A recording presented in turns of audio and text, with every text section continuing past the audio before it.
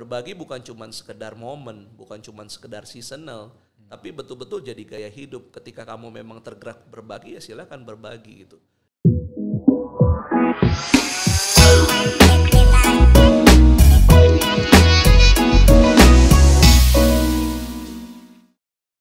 Halo kawan Scale Up, di sini Ko Erwin. Kita kembali lagi ke podcast Scale Up. Salam cuan. Nah, hari ini kita kedatangan tamu kita ya, Bapak Yafet Setiawan. Ini beda dengan tamu-tamu saya yang lain karena biasanya kita ngobrol sama investor, sama pengusaha gitu ya. Nah, cuman hari ini saya undang mungkin kalau zaman sekarang terkenalnya mungkin sosiopreneur ya. Jadi orang yang bergerak di bidang sosial. Jadi di Scale Up kita juga bukan peduli dengan cuan-cuan di dunia aja gitu ya. Tapi kita juga mau peduli bagaimana cuan nanti ketika kita meninggal nanti gitu di akhirat. Nah, kita mau fokus juga tentang bagaimana kita bisa berbagi kebaikan gitu. Nah, hari ini kita ngobrol sama Pak Yafet. Pak Yafet ini teman saya udah lama ya. Kita kenal udah berapa tahun, Bro? 5-10 tahun? Lebih dari 15 tahun loh. Lebih dari 15 tahun ya. Lama banget. Jangan ngomong gitu, ketahuan umur kita Oh udah iya, tua. Jangan umur. Iya, oke, siap. Nah, Pak Yafet coba ceritain dong, dulu lahir di mana? Asli Jakarta atau bukan? Lahir Jakarta, cuman besar di Bogor. Oke. Besar di Bogor, terus SMP kelas 2 pindah ke Jakarta. SMP kelas 2 ya. SMP kelas 2 pindah. Oke. Lu kuliah mana, Bro, dulu? Dulu nggak sempat kuliah malah. Oh, oke. Iya, nggak sempat kuliah malah. Berarti SMA habis itu langsung kerja. Langsung kerja. Dulu kerja di mana? Sempet beberapa tempat sih ya, di percetakan pernah, lalu kemudian sempet main di audio, sales car audio ya. Sempet beberapa merek, lalu kemudian udah. Gitu. Lalu dipanggil Tuhan. Ya gitulah, kurang lebihnya jadi akhirnya terjun ke dunia pelayanan akhirnya, sepenuh waktu. Oke. Jadi waktu itu di itu ya, apa GBI satu apa namanya House of apa? House of Blessing. House of Blessing ya? Ya. HOB ya. Puri ya. Ya, Puri. Waktu itu udah mulai itu belum yang pelayanan sosial? Belum. Jadi di situ cuma jadi staff full timer aja, selebihnya ya lebih ke pelayanan mimbar lah ya setiap minggunya.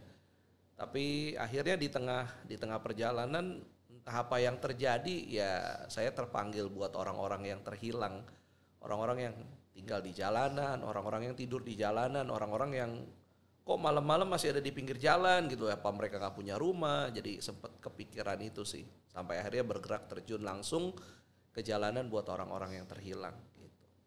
Itu tiba-tiba aja, maksudnya kayak suatu saat dapat pewahyuan begitu, lagi tidur atau lagi ngapain, atau memang itu sebenarnya passion udah lama, udah dikasih nih sama Tuhan nih, Yafet ini kamu harus gini gitu, tapi waktu itu baru ambil keberanian atau gimana tuh ceritanya? Enggak, kebetulan saya suka banget naik motor dan kebetulan saya sering banget muter, kan namanya juga dulu salesman ya, di Jakarta pasti muter-muter kemana-mana dan saya suka liatin kok ada orang yang tidur di kolong jembatan, ada orang yang hidupnya di jalanan gitu, kayak nggak punya tujuan. Terus sempat mikir juga mereka makan dari mana ya, mereka makan apa. Hal-hal itu tuh udah lama di hati saya, cuman memang pas waktu masuk ke dunia pelayanan mungkin lebih ditajemin. Oke. Lebih ditajemin gitu. Jadi itu tahun berapa, Bro? Kita mulai berbagi tuh di 2014. 2014 ya, berarti sekarang udah 8 tahun ya? Ya, sampai dengan hari ini. Sampai dengan hari ini ya. Nah, dulu awal mulainya gimana tuh ceritanya? Jadi awalnya cuman sekedar ngumpul anak-anak Komsel, kebetulan saya mimpin Komsel, nggak banyak lah, berapa anak gitu. Terus kita berpikir gini, bikin sesuatu yuk buat kota kita gitu loh. Kebetulan waktu itu lagi ulang tahun DKI lah ya, heboh-hebohnya Jakarta Fair lah. Semua pada ke Jakarta Fair, yang shopping, yang belanja. Tapi kita berpikir gini, kenapa kita nggak coba berkatin kota yuk, berkatin kota lewat hal yang sederhana. Lalu muncullah satu ide buat bagi nasi di jalanan, dimulai dari 30 bungkus, Anak-anak ngumpulin uang, saya ngumpulin uang, sama-sama beli 30 bungkus tuh. Dan lucunya adalah 30 bungkus itu sampai larut malam nggak habis. Gitu. Karena kita nggak tahu areanya mau dibagi kemana gitu kan. Itu baru pertama kan. Customer-nya nggak ketemu ya? Nggak ketemu. Saya gerak dari Daan Mogot Mall sampai Roxy itu nggak ada orang yang bisa dibagi. Yang ada cuman cabai-cabean senior sama junior ya. Sampai cabai-cabean expired di pinggir jalan. Masa yang begini yang mau dibagi? Bingung kan? Ya. Nah, nggak ketemu tuh sama sekali. Gitu. Oke. Terus? Tapi sampai sekarang ya puji Tuhan kita udah ada kalau di Jakarta Barat kita ada di 18 titik. 18 titik yang rutin kita bagikan. Dan saya bukan cuman sekedar mau berbagi nasi aja, tapi kalau bisa bikin bimbingan belajar gratis buat mereka kita bikin. Lalu kemudian kita bisa beberapa anak yang bisa kita sekolahkan ya kita sekolahkan. Ada beberapa orang yang memang memerlukan pengobatan secara rutin ya kita bisa lakukan itu semua. Gitu. Nah itu dari 2014 sampai sekarang itu rutin bro setiap minggu? Rutin, puji Tuhan rutin. Dulu malah awal-awal setiap hari geraknya. Setiap hari? Setiap hari, alhasil saya tipes. Iya kecapean soalnya kan. Awal-awal tuh kita nggak tahu kemana gitu. Jadi kita selalu start mulai di jam 8 malam. Dulu awal-awal bisa sampai jam 3 pagi nasinya belum habis gitu kan. Kita bingung mau kemana. Tapi kalau sekarang ya puji Tuhan kita udah ada rute-rute pastinya. Dan arahnya misalnya kayak malam ini kita bergerak rutenya kemana aja udah tahu gitu. Oke. Nah sekarang jadi berapa kali seminggu? Seminggu sekarang 2 kali. Seminggu 2 kali. Nah kemarin pas pandemi 2020 ya. sampai 2022 ya kayaknya masih lanjut ya. Aku pernah mau kirim masker apa ya masih lanjut terus ya? Jalan terus. Non-stop? Non-stop. Bahkan justru waktu masa pandemi ketika semua orang takut keluar rumah, ya puji Tuhan saya dan anak-anak pasukan dilindungin Tuhan lah ya. Saya juga nggak ngerti lah ya. Ya kalau secara medis udah nggak ada yang pakai masuk akal semua. Bro Erwin tahu bahkan sempat ngirimin face shield kan karena ngelihat saya nggak pada pakai masker gitu bagian nasinya. Jadi ya puji Tuhan nggak ada yang kena satupun gitu. Jadi pergerakan kasih ini nggak bisa dihentikan. Ya. Saya coba berhenti gitu, saya coba stop, tapi tetap aja anak-anak kok nggak mau bagi, banyak yang nggak bisa makan loh kok. Dan itu tiap hari kita lihat gitu dan betul bahwa waktu masa pandemi banyak banget orang-orang yang betul-betul kehilangan pekerjaan, akhirnya mereka harus terpaksa di jalan dan nggak ngerti harus buat apa, mereka cuma ada di jalanan dan nggak makan dan ya saya rasa masa pandemi kemarin ngajarin kita sesuatu banget gitu buat berbagi lebih lagi buat mereka. Jadi love never stops ya. Ya. Selalu harus. Jadi ini nih udah jadi satu gimana ya? Maksudnya ini kan kalau misalnya nih ya kayak saya usaha gitu kan, misalnya kan saya bosnya kan, misalnya kalau bosnya nggak semangat, anak buahnya biasanya nggak semangat gitu. Yeah. Nah ini justru di pergerakan Bro Yafet ini justru kebalikannya ya? Kebalikannya, kadang-kadang sayanya pengen istirahat gitu. Yeah. Tapi anak-anak bilang, kok gue gerak sendiri ya kalau lu nggak gerak gitu. Kok gue baru dapat berkat, gue baru dapat komisian, boleh nggak gue bergerak? Jadi saya bagikan buat mereka bahwa berbagi itu jadi gaya hidup. Yeah. Berbagi bukan cuma sekedar momen, bukan cuma sekedar seasonal, tapi betul-betul jadi gaya hidup. Ketika kamu memang tergerak berbagi ya silakan berbagi gitu. Jangan sampai rasa pengen berbagi itu dihalangi dengan banyak hal. Jadi tanpa adanya wadah kita pun mereka bisa tetap berbagi di mana aja. Betul. Nggak usah mikirin harus ke saya juga, harus dengan komunitas saya juga, nggak usah. Perhatiin aja tukang sampah di rumah, satpam di rumah, ya kan? Kucing yang nggak dapat makan di depan rumah lewat. Kita perhatian nggak sama yang gitu-gitu? Dari yang sederhana aja sih. Dimulai dari diri sendiri. Ya, nama kegerakannya Panas Bung. Panas Bung. Singkatan dari? Pasukan Nasi Bungkus.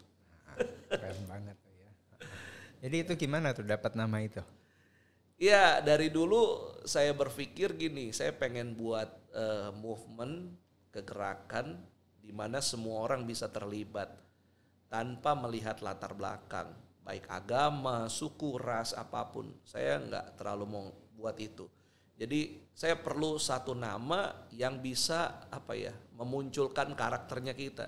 Jadi siapapun boleh datang, dari agama apapun boleh datang, dari lingkungan model seperti apapun boleh bergabung sama-sama. Akhirnya kita pikirin hal yang paling simpel. Waktu itu lagi musimnya demo, Win. Ya. Demo-demo tuh kan ada pasukan nasi bungkus. Nah, waktu saya lihat itu di berita, nah ini boleh nih. Kayaknya boleh diangkat. Jadi akhirnya kita bikin nama pasukan nasi bungkus. Kalau ada yang negatif, harus ada yang positif. Ini positifnya. Dong. Iya dong. Kalau ada yang jelek, image-nya kan jelek banget tuh pasukan nasi bungkus kan. Orang demo dibayar pakai nasi bungkus kan dulu tuh. Akhirnya saya pikir gini, saya harus buat yang bagusnya. Akhirnya pakai nama itulah. Sudah kayak Rema gitu ya. Rema. Pasukan nasi bungkus. Pewahyuan gitu. Ya, pewahyuan luar biasa. Nah, Bro, lu kan pendeta kan? Masih kan? Masih dong. Masih kan? Masih pendeta kan? Nah, jadi Panas Bung ini berarti nggak eksklusif ya, Bro?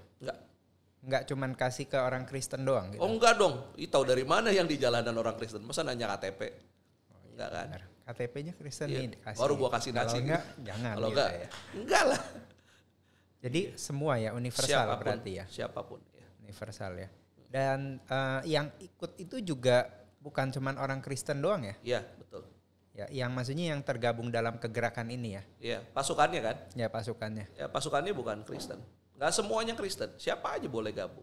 Berarti ada Buddha, Islam, Yes. Hindu ya. Yes. Yang penting punya hati, punya niat mau berbagi, betul-betul peduli dengan lingkungan ya gabung aja. Ya. Ini gua tanya, soalnya kan banyak kadang-kadang nih ya, mohon maaf ya, kadang-kadang kan ada orang itu kan nganggep kayak, oh ini kegerakan dari gereja nih, ini bagi-bagi nasi bungkus, wah ini kristenisasi nih. Nah gitu itu nih. dia. Jadi Panas Bung ini bukan kristenisasi ya? Tidak sama sekali kristenisasi. Jadi ini pure ini muncul karena kegerakan kasih berarti ini ya? Ya, betul. Walaupun memang mungkin kegerakannya itu dilandaskan atas ya mungkin ajaran kalau dari Kristen itu kan kita harus mengasihi kan gitu. Ya kan? mungkin karena status guanya juga seorang pendeta kali ya. Jadi image kristenisasi memang kental. Tapi ketika orang-orang baru datang yang dari berbagai agama lihat, oh iya ini mah global, siapa saja boleh bergabung gitu. Jadi nggak ada unsur muatan kristenisasi sama sekali gitu loh. Jadi kita berbagi murni aja. Ya. Oke. Nah, terus tadi kan ada cerita tuh, ada bimbel juga ya? Ya, bimbel. Bimbelnya itu dulu kan setahu aku ada rutin ya tiap minggu ya. Sekarang gimana? Kan kemarin ada pandemi tuh. Ya, betul. Nah, sekarang gimana? Nah, karena memang saya kan ngajar anak-anak bimbel tuh di lapangan terbuka. Ya. Erwin tahu lah bahwa anak-anaknya tuh yang datang udah banyak banget sampai 200-an gitu kan. Betul.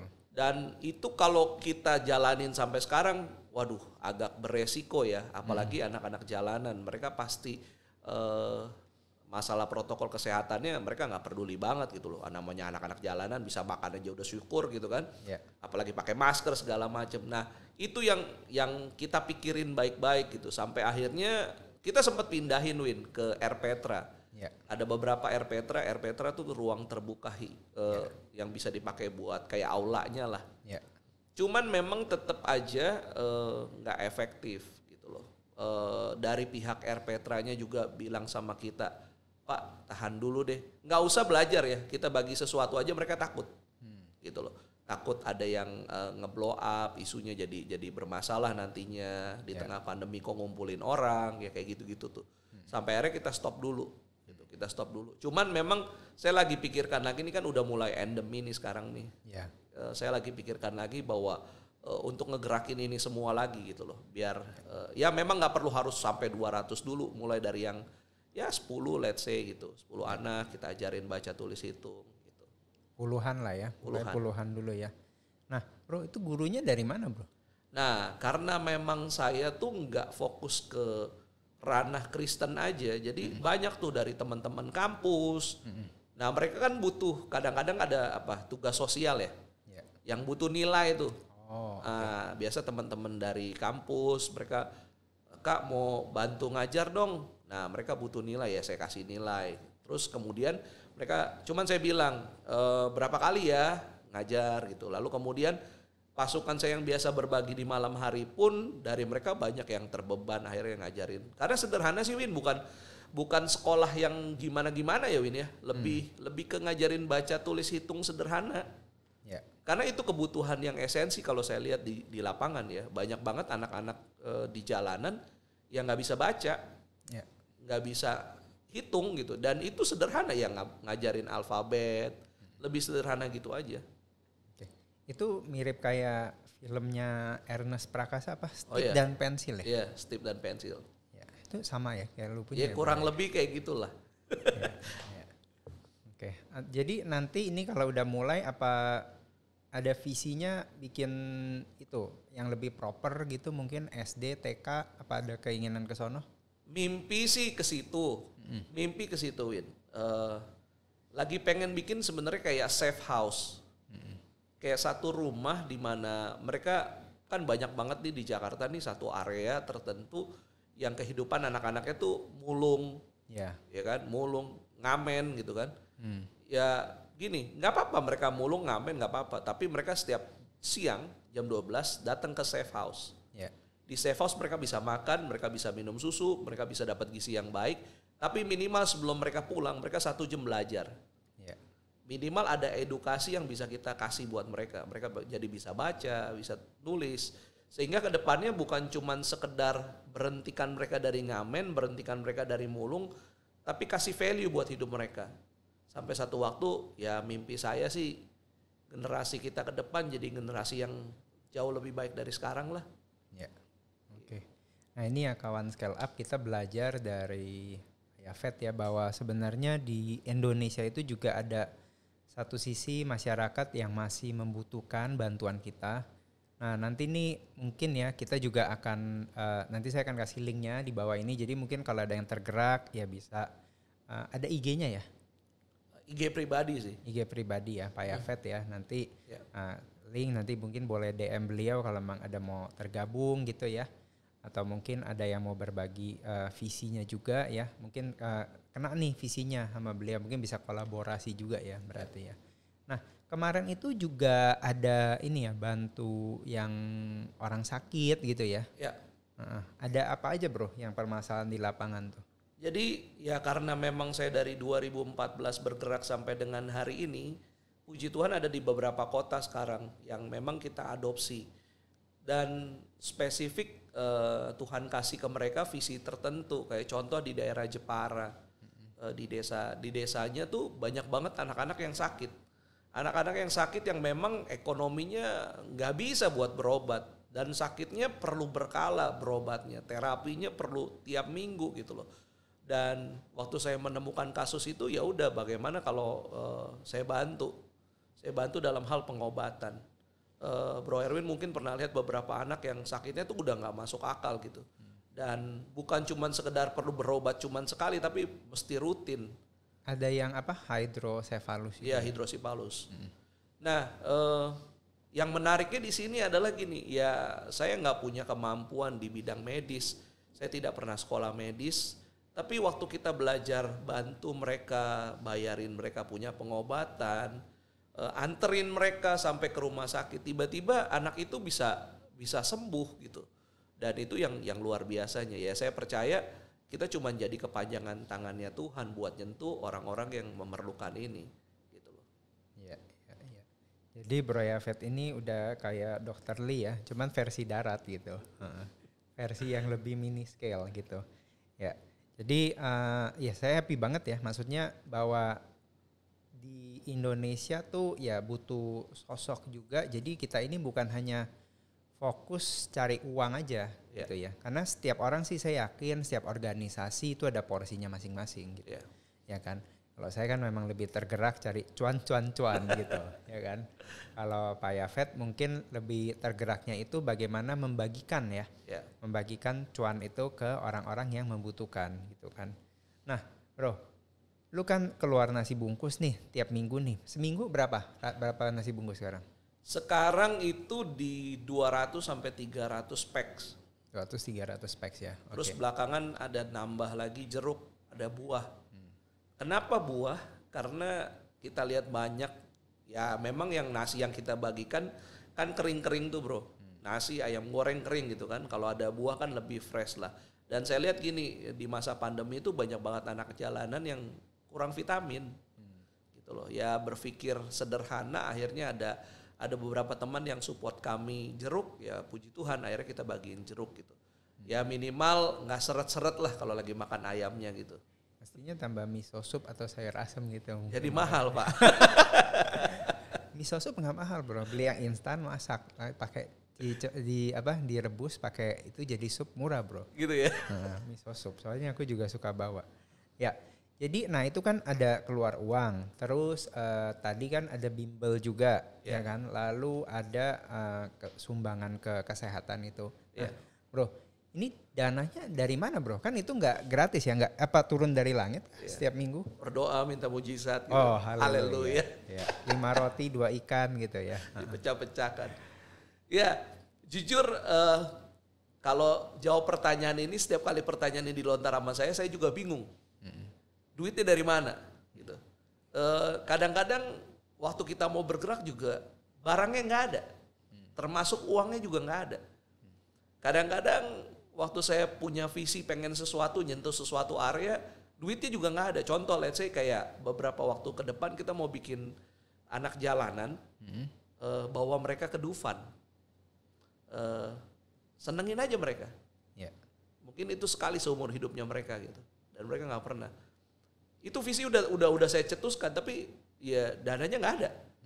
Dan berkali-kali Tuhan tolong kita tuh di last minute.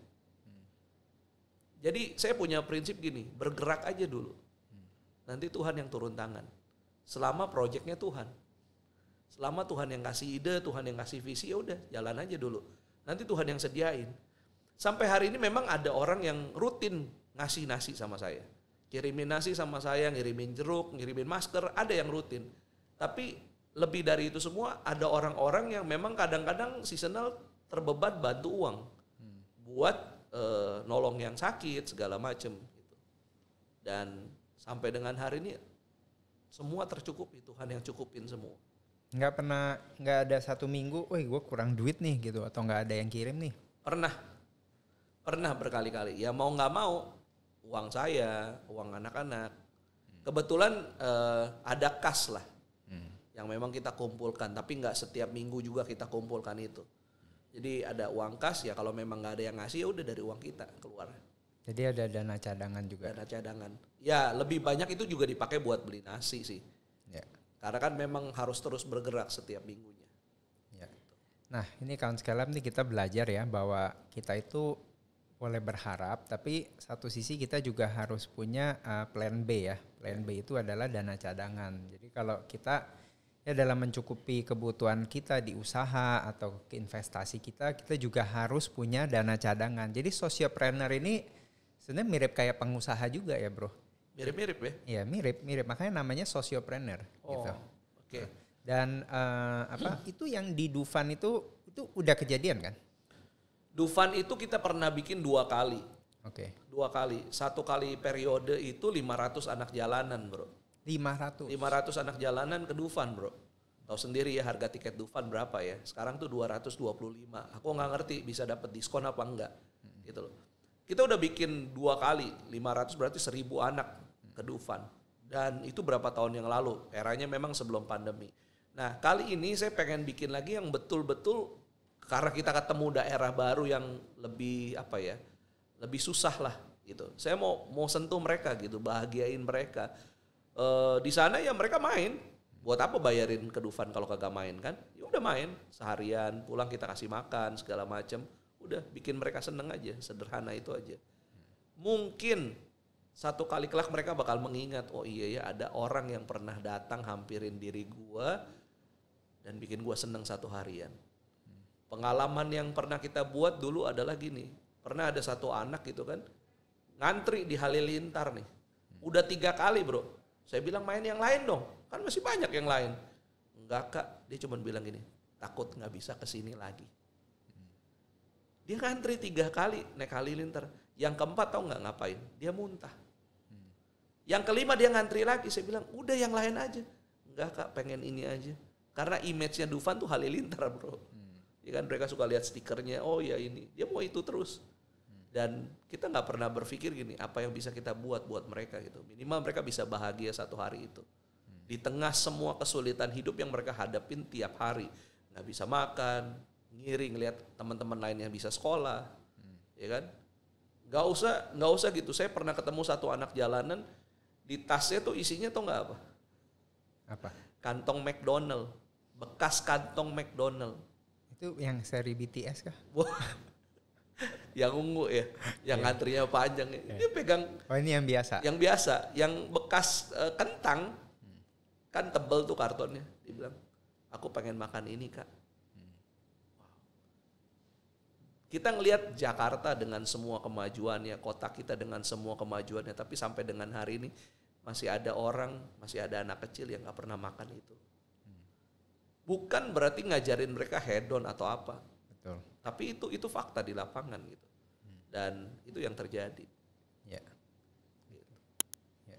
Jadi ya bagi yang tergerak kawan scale up ya, Erwin sekali lagi saya nggak ada afiliasi sama Pak Nasbung sama Pak Yafet, ini pure karena temen aja ya. Jadi memang kalau ada yang tergerak ya boleh nanti kontak beliau aja DM gitu ya, dan bisa berbagi ya. Ternyata di Jakarta, kota yang glamor, ibu kota Jakarta, ternyata masih banyak orang yang mau makan McDonald aja susah gitu ya. Iya. Ini bukan McDonald yang BTS ya. Apalagi McDonald yang BTS ngantri panjang ya. Nah, bro, ini pas melakukan ini semua nih, ini kan lu turun ke lapangan. Iya. Nah, pernah ada kendala apa nggak, bro? Maksudnya lu kan mau melakukan perbuatan baik nih ya. Iya. Gitu. Tapi gimana? Ada halangan nggak? Awal-awal ada halangannya dari lingkungan setempat biasanya. Mempertanyakan ini dari mana, partai mana, bahkan ada yang nanya, oh ini dari gereja ya, wah kayak gitu-gitu. Tapi ya karena saya memang orang lapangan, jadi saya kuat pendekatan sama mereka, sampai akhirnya mereka tuh jadi paham, oh iya ya, oh ini mah nggak bawa agama, oh ini mah nggak ada partai. Dulu saya pernah dibilang orangnya partai mana gitu. PSI. Iya, pernah dilihat kayak gitu-gitu, tapi ya sampai dengan hari ini akhirnya mereka ngerti gitu loh. Ya sebenarnya sih gimana cara kita bawa diri aja lah kalau masuk ke daerah-daerah tertentu. Cuman jangan ceroboh dan jangan ngerasa gue punya nih. Ya kita sama-sama mereka lah.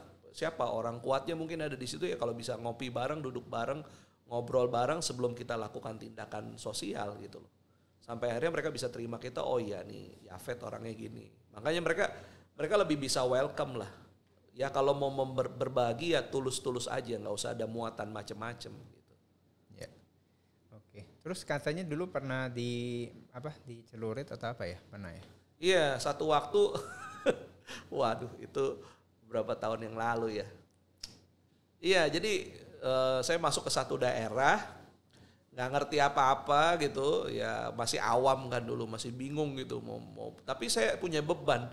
Buat daerah itu banyak banget anak-anak yang nggak makan di pinggir-pinggir rel gitu kan, nggak jelas di ngapain. Ada beberapa dari mereka yang ngelem segala macem. Nah, satu waktu saya masuk ke situ, saya pikir saya mau bangun bimbel, sewa tempat di situ. Tiba-tiba udah anak-anaknya udah ngumpul di dalam gitu, aman lingkungan. Saya udah koordinasi sama Hansip, sama orang-orang situ. Saya pikir udah aman lah ya. Tiba-tiba kita baru mau mulai pegang spidol, pakai whiteboard gitu, tiba-tiba dikepung. Ternyata di situ banyak yang pegang wilayahnya. Orang-orang kuatnya ada beberapa dan saya baru pegang satu. Ternyata ada dari mereka lagi yang lain dan datang gitu, dikepung. Ini apaan nih gitu. Ya udah disuruh bubar. Waktu disuruh bubar, siapa pemimpinnya ya ditanya, ya dilihat muka saya gitu kan. Ini Cina-Cina ngapain masuk ke kolong-kolong gitu kan. Saya Pak, udah dia keluarin bukan celurit, parang. Oke.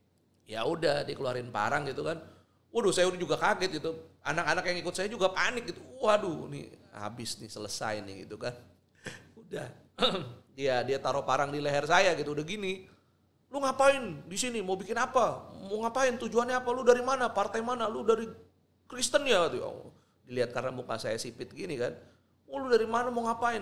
Dia ngomong gitu. Saya bilang, saya lihat nggak tahu kekuatan dari mana, yang saya percaya itu dari Tuhan lah ya. Saya lihat matanya, saya bilang gini, ya udah Bang, kalau nggak boleh saya ngajar di sini, izinin saya pulang keluar karena itu di dalam. Izinin saya keluar sampai ke motor saya, udah. Terus dia bisa tiba-tiba liatin mata saya dan dia kayak lemes gitu. Orangnya ya udah diturunin lagi. Dan yang menarik adalah dianterin saya dari tempat dalam itu sampai keluar ke parkiran. Sampai udah ya bang saya pamit ya bang ya, iya udah. Dan hari ini saya berbagi lagi di daerah situ, saya nggak diganggu sama sekali, satu kali pun. Masih ketemu dia? Masih suka ketemu, mabok, nongkrong, masih. Saya kasih nasi, ya udah. Sampai sekarang ya dia cuma ngelihat saya, ya udah si Afet sama timnya cuma bagi nasi doang. Ya memang saya nggak punya muatan apa-apa, termasuk kristenisasi gitu, dan saya nggak pengen bikin macem-macem di situ gitu. Nggak pengen nyalek juga 2024? Nggak kepikiran. Iya, oke. Nah, bro, kita mau main satu game singkat nih ya. Oke, mana silakan. Jadi gamenya sederhana aja, nanti sebenarnya mestinya sih lu aja bro, cuman karena gua temenin. Jadi kita ambil nih ya kertas, nanti dapatnya apa, kita cerita ya tentang topik dari itu ya. Oh, oke. Namanya apa? Satu kata. Satu kata. Oke, siap. Ya udah gua ya diambil tapi gua yang mulai dulu deh. Oke. Gua juga nggak pernah main ini sih sebenarnya. Ini ada 2 nih. Menarik ya podcastnya ya, ada mainnya ya, luar biasa. Ini kita dikerjain tim bro. Iya. Ya. Iya. Susah amat sih. Pulpen lah apa? Keju. Lebih susah lo kayaknya. Ya. Apa? Ini aku dulu atau Pak Yafet dulu? Oke. Apa yang saya lakukan kalau punya keju? Oh. Yes. Oke. Keju. Kalau saya punya keju yang banyak, sesuai dengan panggilan hidup saya pasti bagiin buat banyak orang. Karena banyak banget orang di jalanan yang nggak pernah makan keju. Banyak. Kenal keju aja enggak gitu. Bentuknya kayak apa juga mereka nggak tahu. Memperkenalkan keju buat banyak orang. Sadar. Oh masih ada? Ya saya berharap generasi jadi lebih sehat ya makan keju ya. Iya. Ya apa? Ya. Udah Gak apa-apa. Bingung gue. Masih pre. Nah, soalnya gue juga nggak tahu bisa 1 menit ya. Susah loh 1 menit. Udah, apa? Pulpen ya. Oke, pulpen itu sebenarnya adalah sebuah benda yang sangat kecil. Pulpen itu sebenarnya tidak tajam, tapi pulpen itu merupakan sesuatu yang sangat powerful banget. Karena pulpen itu bisa menciptakan sebuah tulisan, dan tulisan itu bisa menginspirasi banyak orang. Bisa menginspirasi orang untuk menjadi lebih baik, bisa menghibur orang. Ya ketika kita menulis sesuatu yang lucu, kita bisa menghibur orang yang sedang lagi sedih.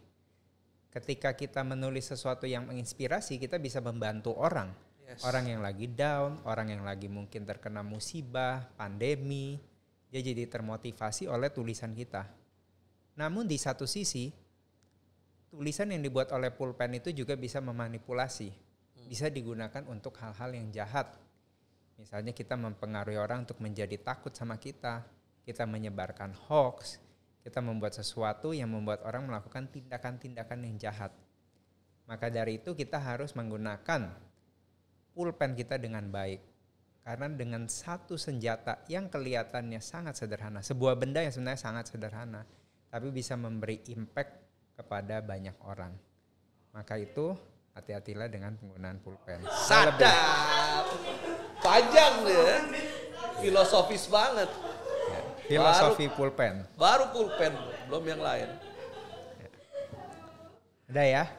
Udah puas, oke. Nah, ini mungkin berapa pertanyaan terakhir ya bro? Ya. Apa tantangan yang paling berat ketika menjalankan proses sociopreneur ini? Tantangan paling berat adalah mempertahankan konsistensi. Itu paling berat. Untuk tetap bisa konsisten berbagi itu berat bagi saya. nggak mudah ya. Apalagi dengan keadaan yang terjadi sekarang gitu, mempertahankan terus tetap berbagi, mempertahankan spiritnya tetap sama. Karena gini, dalam hal berbagi ini saya harus mempertahankan spirit anak-anak tuh tetap di 100 derajat. Kalau udah 100 derajat mereka nggak bisa berhenti. Tapi jangan sampai mereka turun jadi 50 derajat sampai akhirnya buat apa sih berbagi? Toh juga keadaan kita nggak berubah begini-begini aja. Nah, mempertahankan konsistensi itu yang bagi saya tuh cukup berat gitu. Dimulai dari saya sendiri. Karena tadi Bro Erwin bilang turun ya ke anak-anaknya, ke pasukan-pasukannya. Jadi memang mereka lihatnya saya gitu. Ayo nih Yafet masih mau turun nggak ke jalan? Ayo udah hidupnya udah lebih baik mungkin dilihatnya. Ayo masih mau berbagi nggak? Jadi teladan itu memang nggak bisa cuma ngomong. Teladan itu memang harus dipraktekkan dalam keseharian. Apa yang saya ngomongin mereka harus lihat di kehidupan saya. Jadi akhirnya ya udah mempertahankan itu yang berat menurut saya. Tetap berbagi, ada orang yang memerlukan kita tetap antusias, berpikir cari jalan keluarnya. Nah, itu yang terus harus ditajamkan dalam kehidupan saya sih. Oke. Konsistensi itu memang semua ya sama ya gitu ya. Sama bro, jadi lu kalau tanya gue, ini kan aku juga udah turun ya 20-an kilo, ya kuncinya sama bro, konsistensi. Konsistensi itu memang yang paling susah dalam segala bidang. Nah, untuk kegerakan ini sendiri ya, Panas Bung ya, apa sih visinya gitu? Visinya tuh mau apa? Visinya sebenarnya sederhana banget gitu. Pengen bikin orang yang tinggal di jalanan, orang yang gak bisa dapat kehidupan lebih layak, minimal mereka malam hari itu, kenapa kita berbaginya malam juga gitu, minimal mereka malam hari itu bisa tidur dengan perut yang kenyang, itu aja sih. Di tengah dinginnya Jakarta, di tengah keterbatasan tempat tidur mereka yang cuma beralaskan koran, kardus gitu, mereka bisa tidur dengan baik lah gitu. Minimal perutnya kenyang gitu, ya udah lebih baik. Dan saya percaya lewat hal yang sederhana ini bisa ngubah kota. Ya puji Tuhan lebih besarnya lagi bisa ngubah bangsa ini. Sehingga gak ada lagi kesenjangan sosial yang sangat jauh antara si kaya dan si miskin. Ya puji Tuhan kalau mereka bisa melihat sesuatu, oh iya ya, kalau ada orang malam-malam tiba-tiba bagi nasi buat gua gak kenal dia, tiba-tiba kok ada yang ngasih, berarti yang di atas juga masih peduli dengan hidup gua, buat apa gua tetap harus hidup dengan begini, dan mereka harus berpikir, oh ya gue bisa jadi lebih baik gitu. Dan keadaan kota kita pastinya jauh lebih baik ke depan. Oke, keren banget. Ada nggak satu momen momen tuh yang maksudnya lu udah down gitu ya, lu udah ngapain sih gue begini gitu kan, mestinya gue kerja lah, atau mestinya gue kerjain yang lain lah, gue spend time sama keluarga, tapi momen itu tuh yang bikin lu di recharge lagi gitu, atau momen itu tuh yang maksudnya tuh bikin lu semangat lagi gitu loh, ada nggak momen itu? Sebetulnya kalau kita jalanin di lapangan banyak banget momen di mana kita ngelihat langsung ya Win, ngelihat secara langsung, dan itu kayak kasih booster ke hidup kita gitu, kayak kasih vitamin doping strong banget ke kita untuk terus bergerak gitu loh. Berkali-kali gue menemukan bahwa terutama kalau lagi hujan ya, musim hujan gitu. Waktu kita kasih bagi nasi tuh, terutama anak-anak kecil, mereka langsung buka. Dan cara mereka buka nasinya tuh dan makan itu kelihatan banget dia belum makan. Gitu loh. Udara dingin, dia buka, itu kayak wah dalam hati pas banget. Makanya setiap kali kita mau bergerak, kita selalu berdoa, Tuhan biarkan kami ketemu dengan orang yang tepat. Orang yang betul-betul nggak makan hari itu. Dan berkali-kali kita lihat itu tuh kayak booster gitu. Dan beberapa orang yang akhirnya, ada juga nenek-nenek Win yang akhirnya kita adopsi. Jadi nenek-nenek ini saya bekerja sama dengan salah satu panti sosial yang swasta tentunya. Karena yang lain-lain agak ribet, nanyain surat, identitas segala macam. Kebetulan panti sosial ini kalau dari kita mereka langsung mau terima gitu. Nah, yang jadi booster buat saya adalah setiap kali kita ke sana ngelihat perubahan si nenek. Yang tadinya udah kurus kering kerontang gitu kan, udah rambutnya udah kucel-kucel, sekarang sehat, bahkan dia yang motivasi kita. Saya suka ledekin ke si nenek kadang-kadang, Nek mau balik lagi nggak ke jalanan gitu kan. Si nenek bilang gitu, nggak mau, enakan di sini katanya. Dulu naik pagar mau kabur, iya. Enakan di sini sekarang Kak. Oh ya udah. Terus saya lihat hidupnya jauh lebih baik gitu. Dan yang menarik adalah gini, kan kalau di panti itu suka ada banyak yang datang, suka kasih makanan, pernah kasih uang. Ada orang-orang yang berkunjung ke panti itu suka kasih uang gitu. Dan yang menariknya adalah gini, si nenek ngumpulin uang yang dikasih sama orang buat kasih ke orang lain lagi. Wow, keren banget. Jadi kalau saya lihat perbuatan baik itu nular, menular ke banyak orang dan dari nenek yang sederhana ini dia bisa berbagi juga. Saya kaget gitu, ngedengar satu nenek setiap pagi keluar gitu, dia bagiin makanan sarapan paginya, karena kan di panti dapat roti kan, sarapan paginya buat gelandangan yang lewat di depan panti. Dia juga susah, tapi dia mau berbagi. Ya, saya percaya karena dia sudah lihat ada orang yang berbuat baik. Yang tadinya di jalanan, kita mandiin, bersihin, taruh di panti. Dan saya lihat, iya ya perbuatan baik itu terus menular.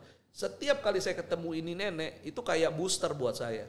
Iya, gak boleh berhenti.